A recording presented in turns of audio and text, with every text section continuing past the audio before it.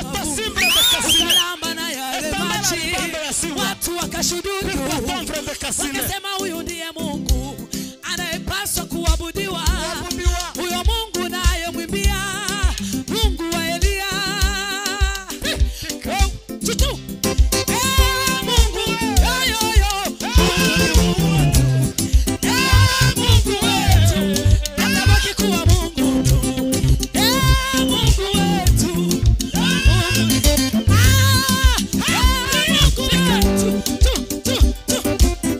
wanadamu wamekusemea maneno kwamba utashinda katika jaribu lako.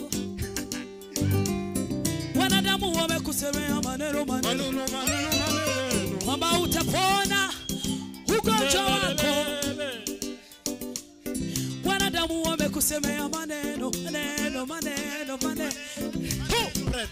kwamba utashinda jaribu lako. Kumbe njia za Mungu sio sawa na za mwanadamu. Njia za Mungu sio sawa